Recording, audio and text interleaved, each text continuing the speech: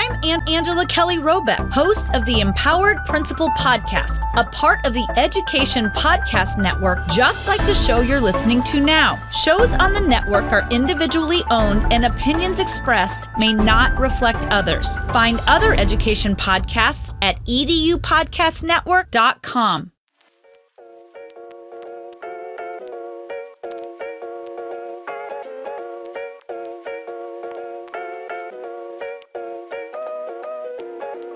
It is that time, folks. Welcome to the High Tech Podcast. We are back. We didn't leave. I said that like really passionately, as if like we left for a couple episodes between this one and the last one, but we have not. This is the hard part for us, right? Like there is time between our recording days. Yeah, there's so time between our recordings. It feels like we've been gone for a while. A lot has happened to Will and I in between the last time we recorded and this.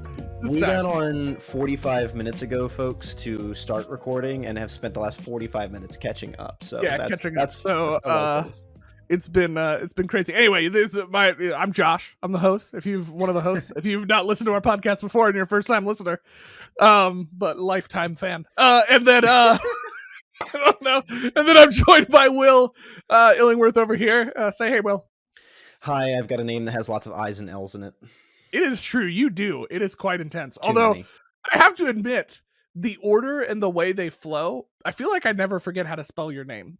Wow. Thank you. I gotta be honest. It's just like the way, Illingworth, I feel like it all just kind of makes sense. You also know and care and don't say it wrong and put an S in there. That's true. Yeah, so I guess that's true. I also don't call you Schwartz. Like you're right. We got each other. Yeah, we've got each other. It's true. Yeah, it's true. Anyway, we're back. Yeah, a lot has happened. Not that we normally like life update you guys, but crazy things. Will went to a World Series Phillies game. Oh my god! Which was and they quite lost, crazy. But whatever. It's fine. But he still had a good time, as I'm told.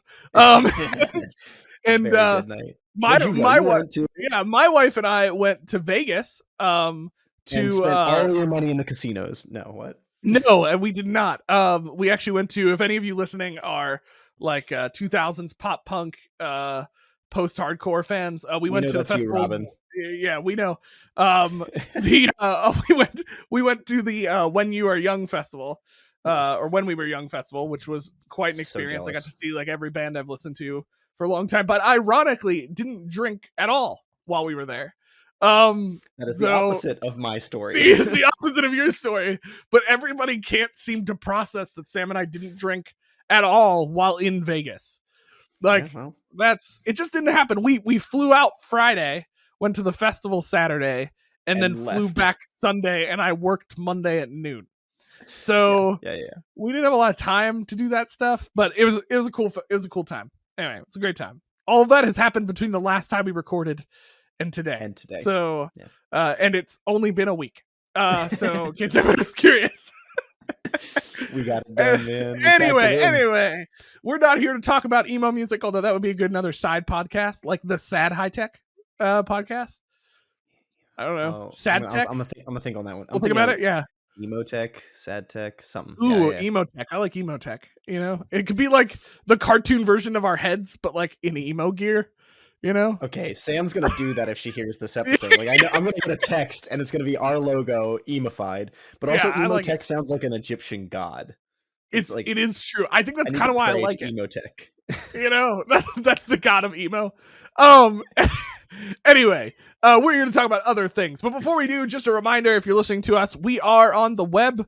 And you're like, no, duh, I'm listening to you there. But we are in other places if you're listening to us on your podcast tool. Check us out on Twitter. Twitter's a fun place right now, getting a little crazy. Let's not touch that for the moment. Yeah. You can hit us up there for now at a High Tech Podcast. And send us pictures, send us fun things, specifically animal pictures. My wife has been sending them to us this week. I need to look at them because she was angry at me that none of us replied to her. But she was giving me crap. Yeah, she said she started a Twitter account just to send us pictures. Amazing. Anyway, so you can send that to us on Twitter or follow us, subscribe at High Tech Podcast. We always post a couple fun things, and we're hoping to post more in the new year on Twitter with some ideas we have. You can also hit us up at our email at inbox@hightechpod.us. That's a great place to send us animal picture as well. In normal high-tech podcast fashion, we have not thought about it ahead of time. But I think I have a suggestion. Okay. I would like a mole rat with a suit. You know why? Because we often say naked mole rats, and I feel like they need to have some clothes. So let's do a mole rat with a 3-piece suit. There's no alliteration. I'm just gotta class him up. Just going for it. So you can send that to our Twitter at High-Tech Podcast or our email inbox at hightechpod.us. And you can also find us online at our website, hightechpod.us. We put a resource page on there every episode. So if you haven't checked those out yet, we put some cool information about the apps we talk about. Or we put information about the apps we tell you not to use. But you can check those out on our website. And also check out any past seasons or series that we've done on our website as well. So you can check that out. Okay, with that fun stuff, what are we here to talk about this week? That is a great question, Josh, and I'm going to answer it for myself. We are here. we are here to talk about myself. Yeah, assisted myself. So we're here to talk about tutoring, just the topic in general, just kind of like break down how we have seen tutoring done, what its purpose is, how it can be leveraged well in programs and courses, even from an instructor side. We're kind of looking. This is kind of a broad episode. We may do some more stuff on tutoring later on. This is a foundation. It's a foundation. It's kind of like with the learning taxonomy series. We did one with Robin, and then we were like, "There's more to talk about here," so we decided to do a whole series dedicated to her, mainly to make her feel uncomfortable. That was really what came down. I think we achieved. We succeeded. Yes. Anyway, so tutoring. The reason I'm setting it up is because Will, you have more firsthand experience with this, so I think it'd be interesting for you to talk about that. Yeah, I want to take a moment just to acknowledge, like in the K-12 space, I think tutoring is often something that may happen in the context of like homeroom, or I think there's some specific venues for it, or parents, pay a tutor to come to a student's house, or you send your student out to tutoring centers, right? In higher education, I think it's actually it's very different. I think there's very consistently some sort of center or location in the college or the university that offers tutoring services. And so in higher education, it's not something that, it's kind of a full mix. Like some students actually get assigned to tutoring, and there's a probation experience involved in it. And some students, volunteer and they find out that it exists and they go and they get some services themselves, right? So in a K-12 context, the parents are very involved. There might be actually like a payment system involved, but it's usually like, let's get the student math help. Tutoring in higher education comes from both that prescriptive at a probationary space, and it has that voluntary space. So students that are on probation typically have to be there for something specific as well, like their math scores are too low, or their SAT wasn't good on the reading or comprehension, so they have to do something for that. Or they've gone through a semester or two and they have too low of a GPA, and they're kind of enrolled in tutoring, and that can be more general, right? It's not necessarily that they have to do it just because their math score is too low, but they have not gotten good grades in general. And so if they don't bring it up, that can result in expulsion from the school. I mean, this is just my experience across a college and a university, but I've been to some conferences in this space. I've worked with folks that are professionals in the space, and it seems to be a pretty consistent experience there across the board. Now, why I think that this is important to be processing, and it definitely plays into our online education space, because it's kind of hard to tutor online. It's hard to track students down even and get them into tutoring centers in the real world, right? But like delivering tutoring is not an easy task. Getting students involved, getting them into the center, getting them on the online platform, working, if they're working on chemistry, how do you share those materials virtually and work it through? Like there's a lot of things that I think get in the way of tutoring, making tutoring successful as a general practice. But at the end of the day, its role for us is to help those students. And so there's a lot of barriers we have to get over, and there's a lot of effort we have to take, but we're trying to make sure these students who struggle with something can be successful. And to me, Yeah. that's like why I love tutoring. And I think it's a very valuable asset. I think if colleges needed to save some money, I would definitely hope that they'd get rid of the rock wall and the pool before they get rid of the tutoring services. What? Now, people learn really well in rock walls, Will. I don't know if you know this. There's value. There's And value in those things. someone like for a swimming class is ready to kill you in a college. They're like, no, I need the pool. It's that guy who taught scuba diving. That was like, how do I teach? Do you remember that story? How do I teach scuba in the pandemic? Right? Yeah. That guy really cares that I just said to get rid of the pool. But what Will's getting at is like the in colleges today we put a lot of like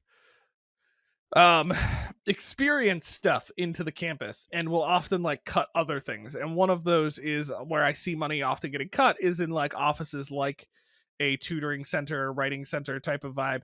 And you're right, I think you bring up an important distinction, because a lot of my experience in high school was with like parents paying for tutors. Yeah, I'm not going to say if that happened for me or not, but let's just say hypothetically it did.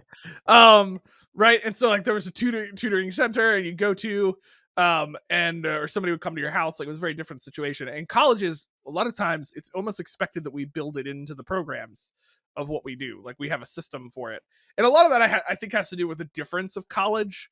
Like, you're changing the dynamic of how you go from course to course is a lot different. The like expectations from a course to a course is a little bit different, and just also like just varying expectations in college. Like, tutoring has been very vital, especially for courses that are already known to be more difficult for students to have active tutoring in there. My experience is similar. Now, you've actually done tutoring or done writing center stuff. You don't want me? No, I did. Yeah. You did both. I started in the writing center, and then I think I did a full academic year. I was in the writing center for years. I started it while I was an undergrad, so I was a peer tutor, and then when I graduated, I was doing stuff for master's work, and then I was the online tutor for quite some time. This is way pre-pandemic, so I was serving the adult populations, the doctoral students, things like that. But then my last year in undergrad, I was in the tutoring as well, specifically. So that was hard for me, because like and this is an interesting element of tutors, right? Sometimes you bring in a tutor because they are a specialist. You get the kid who's in calculus 3 to help the students in algebra, right? That was not me. It was very hard for me to help students with math situations. But if they were doing their theology courses, if they were doing their composition courses, if they were doing, almost anything but math and science, I was I was there to help, them. And so that was a really good experience. It taught me a lot of things about learning, taught me a lot of things about my own learning and teaching style. But this is one of those things where if students aren't aware of the services, that's a big barrier. So I think there's a lot to be said for making tutoring more accessible and making it very prevalent. Like, when I was at your institution and when I was running the LMS, I was actually consistently trying to work on ways to like get a help now button places and like build that into courses. So if students were not sure what to do, like, help now. Okay, do you need IT help? Do you need tutoring help? And if they click the tutoring, they could get an appointment, stuff like that. Like, trying to reduce those barriers, make it more available, because physical students, like physical on campus, if they've never gone to the 3rd floor where that center is, right, they're never gonna go. They don't know it's there. But if it's online, if you're not advertising it some way, those online students will never see the resource. It's true. If you're not building it into it, and I think that's where like digging into, because I think that's an interesting angle to take, like, how does this look different in online, is I think you just have to make it the resources more clearly accessible, the tutoring options more clearly accessible, and then also building it into some of the courses that are more difficult as an actual system is important. Like, that's making a design it a decision, requirement, right? Making it like an actual requirement in the course to do whatever. Like, I've seen we have courses that they got to write a big paper and they've got to do rough drafts, but it's a requirement that they sit down with a writing center person virtually and walk through their rough draft and get feedback, and get that type of stuff. And I was telling you, like, one of the ways we handle tutors, just from like a technical infrastructure side, and this wasn't entirely my idea, it came from a friend of ours, Dave. Yeah. We were trying to work through post another person leaving the position who rhymes with William Illingworth. And right, I just like said it. So when you left, right, and I took over originally the original position I was in, which was basically just Will's position, like took that over. We were migrating from Schoology to Canvas at the same time, and so we had to figure out a way to deal with. There was a tool in Schoology that you and I were just talking about. I forget what it was called, but it was like an advisor tool. Advisor Center or something. Yeah, Advisor Center. It was a cool concept. It was horribly broken because it gave everybody like access to everything. Yeah. And so I myself and our director had to be the bad guy and cut that feature idea away when we got to Canvas. One, because Canvas didn't have one, and two, because like there were no way tutors should have been able to see every single course across the institution. Like, listen, FERPA can be bent a little bit, but that feels like let's not break it. Yeah, let's not break it. So working with Dave, the guy who oversaw our center, that we call them the Ally Center, but they were the center for writing and tutoring and all that stuff, we were trying to work through a solution of like, okay, how do we get tutors access though to courses if we're building the tutors into the system without violating issues like FERPA, being able to see grades for people they shouldn't be able to see grades for, you know, like things like that. So just an infrastructure way, we actually developed a role for it. It's called Ally Tutor in our system, but it's a course level role. Now this is Canvas based, but most of your LMSs could do this. And we have a system for when courses are identified ahead of time as a built-in tutor system. They request a tutor to be added, and we add that tutor directly into the course itself. And so that tutor has access to everything but grades.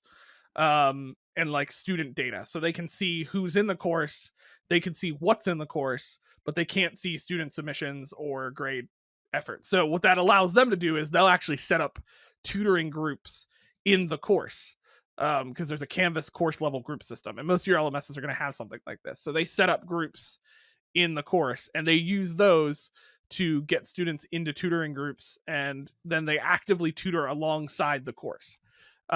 So like that's a way that we've tried to resolve that, not just in online, we do it in our traditional area too, but just in general, we've tried to resolve that using that system. Yeah. And it's amazing at the end of the day, like this conversation can and will probably go in a bunch of different directions at the practice level. Doing tutoring in these ways is difficult, but like getting the students to the tutoring is the first and biggest barrier. You know, getting good tutors, teaching them how to tutor, using the tools and techniques to tutor, right? Whether you're doing it online or face-to-face, but it really takes a lot to get your tutors to your students or your students to your tutors, unless they're on probation. Now, there's still the issue if they're on probation of them attending, but you know, at least in that context, they're required. I think it's tough. It's a tough one for me. I don't like to require folks to do things, but in a sense, we're saying this is in your best interest. Yeah. You are not performing well academically. We have a service that can help you perform better. Yeah. You must attend that if you want to continue being a student. Well, it's a retention and success thing too for the student. Like, while you don't want to require them, at the same time, like, we want to see you succeed, and we're saying, okay, buddy, I'm sorry, but you're not doing this well on your own. We're going to require you to have somebody come alongside you. This is how we're going to hold your hand if you're going to stay here. Exactly. Yeah, like this is our requirement for it. And the student may not love it. In fact, most of them probably won't. But at the end of the day, we're not here to always be the student's best friends. We're here to help the student succeed and learn. And like, if that's the thing that needs to happen, that's the thing that needs to happen. And sometimes, quick anecdote, sometimes that be their friend, whatever, you know, do the right thing moment is getting them out. You know, there's some students who are not prepared for it or not able. And tutoring in some ways, unfortunately, gets a lot of that burden. I believe that incoming people, like, you know, the student support or the student people who take them at the front door, I can't think of the name at the moment, but like the people, that's because they have like 5 billion names now. That's also true. People that take them in the front door should be doing a better job of helping students decide not to come if they're not prepared, not ready. But unfortunately, a lot of that burden ends up on the tutors, and so it's a lot of responsibility to be like, hey, you know, here's what we can do to help you improve your techniques, help you improve your study skills, whatever. But when you are not performing, when you are not showing up, when you are not putting those things in, this is how we're going to off-ramp you. This is how we're going to get you out and stop taking your money and pause your loans, like that kind of stuff. Like there's some things that I think are a little criminal at times about how long we'll keep a student. Oh, 100%. And have them charged money when they're Yes. not, they shouldn't continue. Absolutely. There's a lot of stuff that way. So that's a whole nother conversation. And I totally agree with that. But yeah, it's right. Like the tutors sometimes get that. And there are plenty of success stories. Like I've seen plenty of students who, like, you know what? They just needed a little help. They needed to kind of up level somewhere. Like a lot of students, like I've seen it's usually writing based, but like, they need help in that area to do that. Now I will say, like, we have I think some of the things, like if I'm thinking through just like hallmarks of how you're going to do certain things, it's one, make the tutoring easily accessible, have some kind of digital program where they can sign up for things for tutoring. So like the reality is your face-to-face tutoring, it's easy. They come to a room, they do whatever they want, like that's for your students who are online, have some kind of system that you can do sign up for tutoring. And then make that easily accessible in your learning management system or in wherever you provide your courses, however that looks, right? Like Will talked about a button, like that's a thing that you could do. Like we have in the course navigation, something that's titled Ally Center. Like that's our help area for that. So if they click on that, they get taken to their web page, which then has a button for signing up for tutoring. And like that takes a Josh and a Josh's team, altogether minutes to figure out and set up. And then you have such a long, like, don't take the excuse of, I don't know how to put that button together. Ask someone, request it. There's ways we can do this in all of our learning management systems. On the website, they can help with that. If not, like talk to a digital team that if you have at an institution like our office or the offices that Will and I have worked in, like they can help you do it. Now, don't panic if they ask you a billion questions and they tell you they can't do it for you literally right that second, because it does take a bunch of minutes. Usually those teams also have a billion other projects they're working on too. So and see, this way you gotta go ask a Will, right? You don't want to ask a Josh because you get a delay. Will just drops everything, does it for you. We got it done. It's fine. So any of those areas, but getting that set up in some fashion, right, is doing that. And then I also think you have to ask the question, like I said, identify courses that maybe are just generally more difficult for students and think about how you could work with the faculty member or the team that's designed that course to build in a better tutoring system that's actually leveraging what's there. And doing what's there. And so those if we're looking at this from the tutoring side, if it's a crap course, then redesign the course. But on the other side, but like there are definitely some courses like, okay, they have like big papers that can be more difficult. They're pre-required.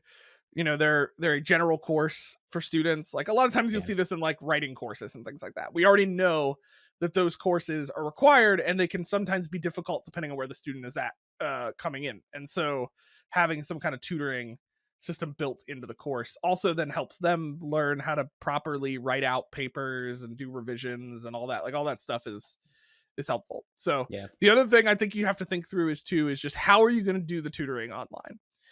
Because I've seen people where they try to like offer face-to-face tutoring sessions for online students. No, that's not going to work. So you need a system online to do that. Now, a lot of people just do it through Zoom, which is totally fine, but you got to think through some of the tools you may need to use. Like, how are you going to share papers with each other? How are you going to mark up things for the student? If you're doing math, how are you going to do math online with the student live in Zoom? Like things like those components to be thinking through. There are plenty of solutions out there. Almost all of them have been mentioned on the High Tech podcast already, so I'll just throw out a few of them. Math Whiteboard is a great tool if you're doing tutoring online for math. Please. If you don't know that tool, this is where Will and I try to stall while we go look at the you keep talking, I'll look. Okay. So Math Whiteboard is a great tool. Zoom has its own whiteboard tools if you ever want to use. Like I love using those for general tutoring. Better too. Yeah, they've done a lot of enhancements on it. So much better. I would actually got to the point now, I think I might be able to recommend Zoom's whiteboard as a general whiteboard to use if you're using Zoom. Because they've really done some solid enhancements on annotation, on things that you do. Now, I will say, like, you still can't quite do everything you could do in a Miro. So here's an example of why I might use like a Miro. We're not doing like a huge tool cell. Before you're example, episode 14. Wow. Episode 4. That's a Wow. throwback for Math That was a while Whiteboard. ago. And we specifically did an interview with Don. So check out our interview Yeah. section for that one. Love Don that. And Don so is the man. Miro, I don't know if we've done our own episode on Miro, but that definitely made it into the We have. whiteboard We episode, did which it was recently. episode 2. Oh, did we do Yeah, Miro so it was recently? episode 2 and also episode 62. We just recently talked about Miro. Well done. Well done. See, golf clap for us. We're getting better at this. Yeah, Okay, your example. Yes, so Miro, I use this as a professor to do this, but so I'll get students who want feedback on paper, like live feedback on papers. And so what Miro can do that Zoom's whiteboard doesn't do very well, at least that I haven't tried doing, is you can actually upload documents to Miro and have them visually show up in Miro. So like I can upload a student's paper into Miro. And then I can actually use a digital pen annotation tool and highlighter to go through elements of the paper. And I can actually type out in text boxes replacements for that stuff and kind of show them how I might fix it, all kind of in a visual way that you could if you were a tutor and you had a whiteboard with you and you were working through solutions. And with the open environment of Miro and stuff like that, you can bring in auxiliary document. Like you could have you could have like checklists and you could have other example paper. Like that can all be in one Miro workspace and people can kind of move around to different things to check it out. Like, it's really powerful. So if I was going to set up like an infrastructure for some online tutoring, I would use tools for sign up like Calendly. We've talked about Calendly before in the podcast. Actually, we've talked about like so many tools. We could probably set up our own tutoring system through our episodes.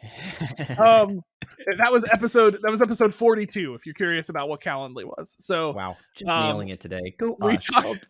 We talked about Calendly. That's a sign up tool. It'll be super great. That can be embedded places. So we use Calendly at our institution. Not for tutoring. I'd like to. It's better than I think the sign up tutoring tool we have, but we just haven't gotten there. But Calendly can actually be embedded and buttoned in places, so you could easily put that in online courses and have people sign up with tutors. And so you can do that through Calendly, and then I would use like a Zoom, works perfectly fine. I mean, there are other video conference tools, but I would use a video conference tool and then figure out whether or not you want to use the default whiteboard in there to do stuff with it. You can share your screen to show each other your Word documents. But I would honestly, like, I love Miro. I think Miro is a really good solution for like collaborative live work. And so I think that would work really well for tutoring. And then for math, like we said, Math Whiteboard is a solid tool. And I just don't think you can find any other whiteboard tool that could allow you to do live math work like Math Whiteboard can. We mentioned that when we did that episode. Yeah. And he's improved like the front end and everything. Like it's only gotten better since we've talked to them. Maybe that's got to be a reprisal episode, but maybe we need to come back because it's been crazy how long that's been. We should reach out to Don. Don was a cool guy. I'd love to have Don back on. But yeah, so like those situations, if we're thinking online tutoring, I think those are the requirements you really need to think through: is how are people signing up for tutoring? How am I live virtually conferencing with that student? And then how am I going to collaborate with the student to do the tutoring? And there are plenty of tool solutions. Several of those that we mentioned have free options that you could leverage. Calendly, you could leverage for tutoring with their free options pretty easily. There'd be some workarounds that you'd have to get around. That the paid version would help you, but would work great. Miro is free to education, so go check out Miro. That's a great tool with a lot of power to use. So yeah, I think that's a pretty good foundation on the general subject. Like, I think there's a lot to get into under each element of tutoring, but it's I think we all assume the value of tutoring. Like, I don't know that we need to prove to anybody that this is something that's good to do or we should do. It's critical to student success, and it's actually a really great space. Like, I loved doing it as a college undergraduate, right? It was a really valuable experience for me. I learned a lot as a tutor, and I actually only got into it because I went to the writing center once for a paper. I heard the professor was really hard. He was. And, I went to get help and fell in love with the process and what it did. Right. And so that got me involved in it. And it's really been a part of my growth and career. And I think the tutoring helps. It's one of those things, like it's a rising tide, it raises all ships. So definitely consider, what are you doing as an instructor to help support tutoring? If you're not aware of how it's being distributed at your institution, become an advocate for it. Yeah, absolutely. And I definitely think there's a great opportunity if you're looking at the students in your classes that are actually doing well as students. encourage them to go consider. Like, I did not know that I could have a job or work Oh in that yeah, space until I for went real. and got the service myself. But then I found out that they were almost always hiring tutors because tutors graduate. So every 4 years or every Every 4 year, years, you every you year they're lose your losing tutors. tutors, Yeah. and they always need more. So definitely advocate for that. And I think that this is something that I don't get preachy often. I'm not like an evangelist, but it's something that really made an impact in my Mhm. life. And I know it's impacted a lot of people. I remember, I'm pretty sure I've done a paper or two of yours. Like, Oh, 100%. I Let's be remember real. those I days. should I should never be in the writing center. Like, let's just be very honest, okay? Now, if we're talking tutoring on content and learning and Yeah, doing yeah, those yeah. things, Oh, I could yeah. absolutely help a student in that area. But yeah, no, my Will definitely did my, and we were living in an apartment together when you were doing it, which was the Yeah, funnier yeah. part.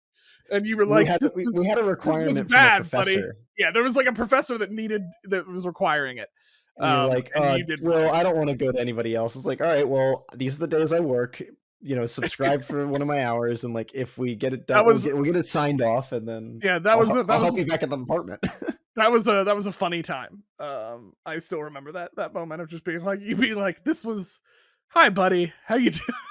How's it going? See you at the How's it place in going? a couple hours. We doing Like, pizza yeah, tonight? yeah, we're doing anyway. Yeah, no, I absolutely, and I love your idea of like teachers, professors out there. If you notice people in your course who are doing really well in your course, encourage them to go into tutoring in that area. I actually just was thinking of a few students in my own course, online course I'm teaching right now, with that reminder that like Yes. could be good tutors for the content of the course. Yeah. That could really help students because they're naturally kind of getting the flow of what they're doing. So yeah, absolutely. And It's really a wise decision, I think. it is a wise decision, you know? Like Yeah. reading into it, I feel like it's pretty wise, you know? I've read a few things on that Yeah, actually yeah, that are yeah, pretty absolutely. wise. Yeah. That's good. Transition. So, Josh, we'll come back to tutoring. I that's actually really encouraged Yeah, me I think we and should do a pulled series. some Yeah, ideas up together, some other things we can talk about, and people we want to bring into the conversation. yeah, But absolutely. let's jump over. So, Josh, you brought the app today. You have I been did. I loving this did. one. I did. He's doing a This is, dance. Listener, I'm doing a Josh dance. just did a dance. This is not a will app, which is impressive because Show us. usually Talk to they're us. will apps. Okay, so now I can't take ownership for finding this app. My director who I work with, he found the app and told me about it because he also was really digging it. So it's called Readwise, and that's why we said read and wise like 5 billion times during our transition. The tool is called Readwise, and it's totally transforming tutoring. No, I'm just joking. It has nothing to do with tutoring. 0%. 0%, but it's a really cool tool. So Readwise's concept is essentially it is kind of like a middleman. Okay, so Readwise, what it'll do is automatically sync and import highlights, annotations, or anything that you do in your reading tools, right? So like Kindle or Apple Books or whatever they call it. I don't feel like I want to learn the name because I don't like Apple. But the it's literally called Apple Books. I'm an idiot. Okay, so brings them from Kindle, Apple Books. It even syncs with other apps we've talked about, like Hypothesis, and a few other ones. I'm trying to think. Pocket's another big app that people use for reading. It'll sync with all of those and bring in your highlights. Okay, and then what it does is it does two things. One, it will do what's called a daily readwise. So this is kind of cool. This is actually a thing I didn't talk to you about. It will take quotes from your books that you want to remember, and then Ooh. will curate them into kind of like a readwise moment. And the concept is that and I agree with this, like from a personal knowledge management idea, a lot of times there's quotes you want to remember, but you don't remember to go back to them. Like you forget that you highlighted them or something. Oh, 100%. 100% of the Yeah. quotes I've written down, highlighted, anything. I don't know them anymore. You don't know.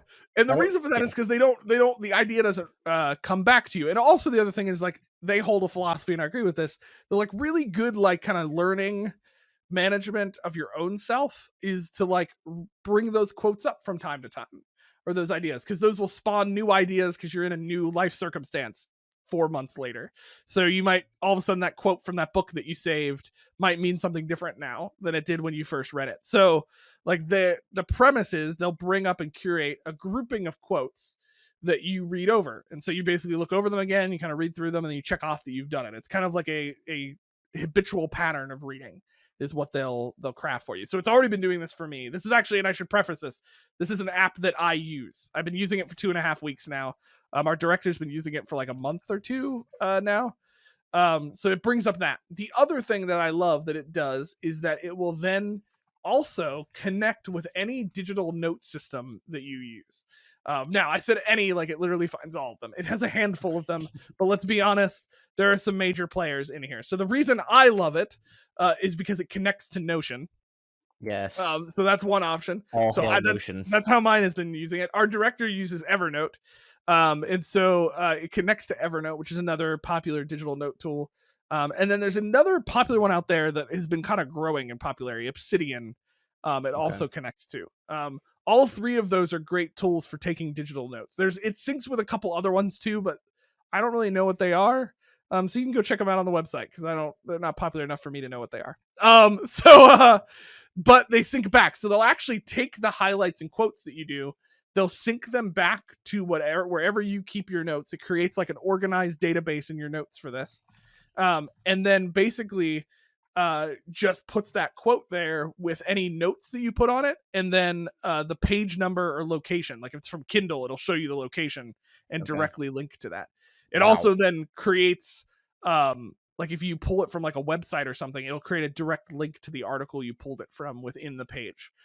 So the reason I'm being kind of vague about how that all works is because it depends on what tool you sync it with. So like in Notion, it created a database within my system for it that I now have connected to my own personal knowledge management system that I take all my notes in, so that I can pull it from, and then it has all those quotes on a singular page for me from that book.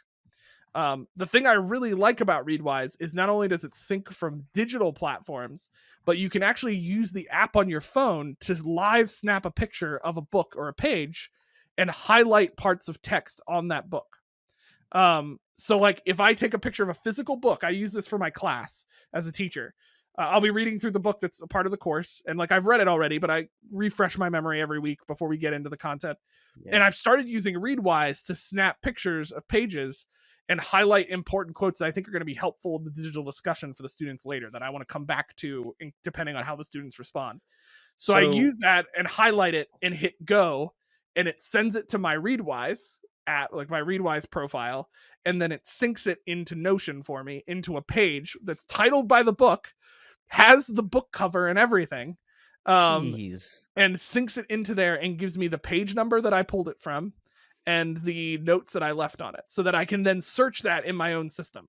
So like if I ever want to find it, I can search it. And Will knows my personal management system in Notion. I have a thing called the second brain, and it's where I now manage all my notes and ideas and everything. And so that now syncs into that for me. So I can do pull like a live stream of your brain sometime. Yeah. This thing sounds like Jarvis for knowledge management. Yeah, like it's pretty sick. It's a little like knowledge butler. Yes, it is super cool. It's super helpful. Our director uses it with Evernote, and he says it's the same thing. Like it's really transformed the way he uses his tools. Because a lot of times, for myself, I used to get Kindle books a lot because it was just easier to pull it into whatever digital system I was using to manage my notes, and things like that. And I'm really a proponent. This is a whole other podcast where we can talk about personal learning and knowledge management.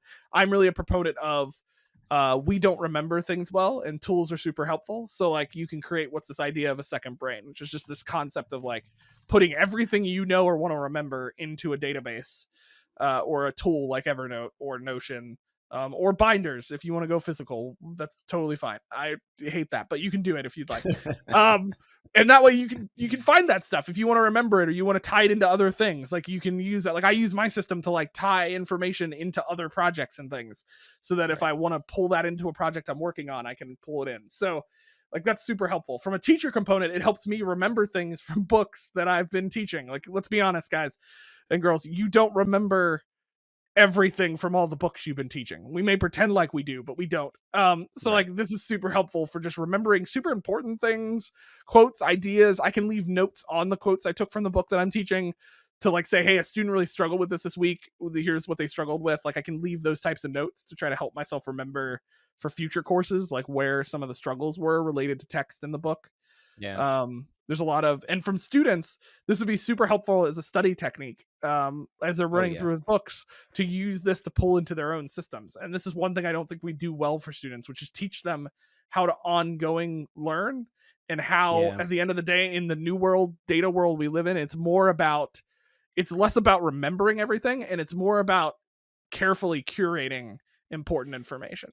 I love that point, and I was even going to say, like, I think there's a pedagogical value in the process, in the task of organizing the information, like taking the time to capture it.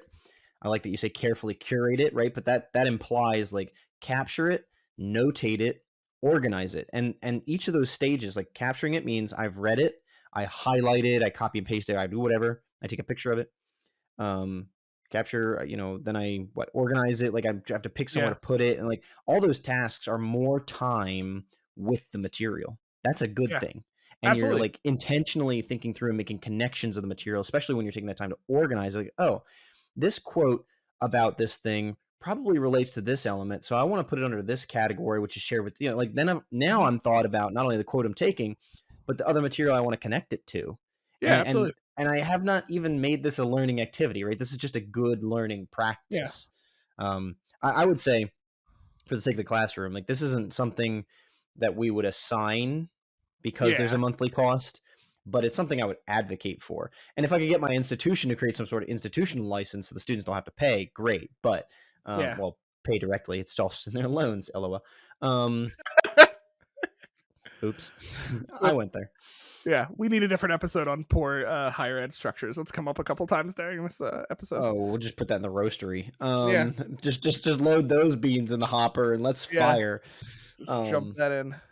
But I definitely, like, I love hearing what Josh is doing this thing. I see the value not only on a personal level but an academic level. And if only it were free. But you know what? I'd rather pay a couple bucks for a good tool than use a free one that's stealing my data and personal identity. It's just so he alluded to this, but this is one thing we didn't say. So normally on High Tech Podcast, we're all about freemium, and we mention a bunch of free tools, at least have some kind of free feature. Readwise does not have any free features. So I do want to preface that. They have two basic plans, which is Readwise Lite and what they call just Readwise. Which is kind of already like insinuating this is the plan you should have. Readwise Lite is $4.49 a month, and Readwise, which is the plan I have, is $7.99 a month. So like Will said, like that's one, okay, not price wise isn't amazing, but it's not horrible. But also for what you get is amazing. Like essentially I'm able to curate any quote and resource from any medium. We'll talk about another app that actually integrates with this one that allows you to do this with podcasts as well later on in the podcast. But from any medium, physical book, website, there's a web clipper. So like I can clip parts from articles and websites, and Readwise will automatically take that text, sync it back to my database, and on top of that, provide the direct link to the article, what the title was, and a direct link to the quote area in the article, which is insane.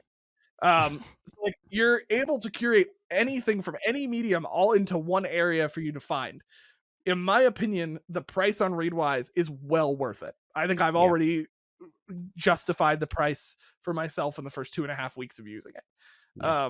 So, and it pedagogically fits really well. Their whole concept about bringing stuff back up in the daily Readwise is a good pedagogical learning method of remembering content, remembering ideas, bringing it back up over time. So Readwise to me checks off a lot of boxes for great tools. And if it gets you to use Notion, then I'm even happier. So go ahead and check out Readwise. It's just readwise.io is their website. We'll put it on our website so you can check it out. And they do have like a free tutorial, or not tutorial, but like 30-day trial. So you can try it out. Sure. So that was what I got before I did it. If anybody wants it, I can refer people, and you get a larger trial if I refer people. Boom. So we'll see what happens. Hit us up at inbox@hightechpod.us if you want a referral from Josh. We'll be happy to do that for you. So love it. You can check out Readwise. Anyway. All right, well, folks, this has been another episode of the High Tech Podcast. As always, please do find us at High Tech Podcast on Twitter. Like us, interact with us, go check out Sam's pictures and add your own, please. You can also email us at inbox@hightechpod.us with any questions, insights, requests for interviews. We do have one coming up, actually. Am I right here? Yes, next episode is episode 81, where we are going to be interviewing Stevie Frank. Great educator, very interesting conversation we have with her. Just a friend from Twitter now, right? Someone we've met through that context. Please do find us in those spaces and reach out. And last but not least, always, our website is hightechpod.us or .us, depending on which one of us you ask. Well, if you're insane, it's .us, but if you're like the normal people, it's .us. So it's fine. It's fine. We have an episode page every week with all the materials about what we talk about, especially something about the app, some information on how to get started, any information about accessibility, anything that stands out. I want to make sure that's there for you as a resource you can share with others, maybe get the podcast out there. Thank you again for joining us for another week as we continue to learn what it looks like to harness technology in the classroom, whether it's online or in person. Until next time, see ya. See ya.